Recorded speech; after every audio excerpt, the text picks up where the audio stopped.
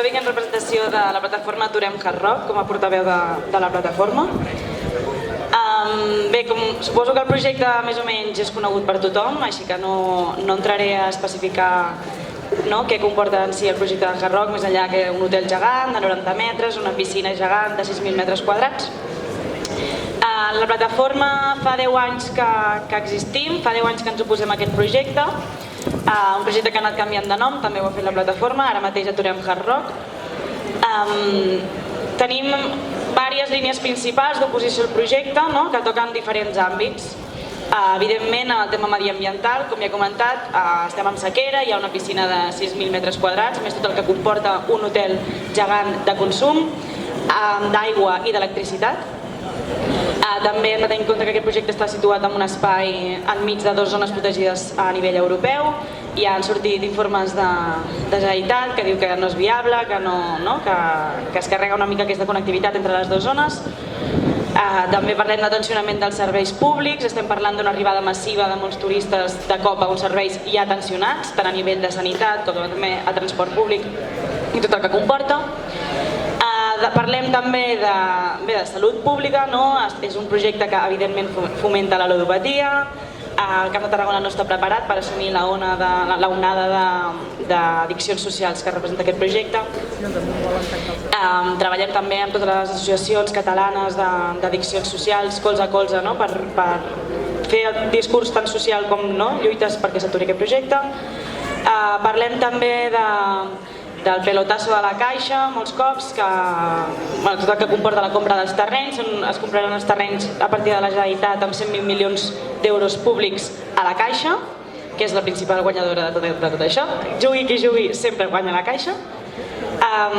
I tot el que comporta també els següents contractes amb el Hard Rock, des de la Generalitat, que són uns contractes molt opacs, amb unes clàusules que els eximeixen de responsabilitat i molt abusives. Però principalment el que venia a parlar aquí una mica i el que volem enfocar bé amb la plataforma és que ens situem en contra d'un model econòmic i turístic del Camp de Tarragona que es promou amb aquests macroprojectes. És a dir, al Camp de Tarragona, la Costa Daurada, ja tenim una gran dependència del turisme, ja estem prou massificats a nivell turístic com perquè seguim tirant endavant i apostant, literal, per aquests macroprojectes. La Costa Daurada durant els últims 10 anys ha més que doblat la quantitat de turistes que hi arriben, però al contrari veiem com la renda mitjana disponible per família i el PIB les rendes familiars i els sous i tot això baixa. Podríem dir que Salou és de les poblacions de Catalunya amb una renda per família més baixa de Catalunya, i també, a conseqüència de la precarietat i de la temporalitat de les feines, té les pensions més baixes de tot l'Estat. El sector turístic és dels sectors menys sindicats que hi ha unes condicions laborals molt precàries. La setmana passada, de fet, sortia un informe que deia que un treballador del sector turístic, un cambrer, hauria de treballar 14 hores per guanyar un sou mitjanament digne. Estem parlant que cobren al voltant d'uns 10.000 euros menys anuals que la mitjana de sous de Catalunya. No tenim en compte també que és un sector on la bretxa salarial entre homes i dones de salari hi ha gairebé un 25% de diferència i les dones representen un 50% dels treballadors del sector.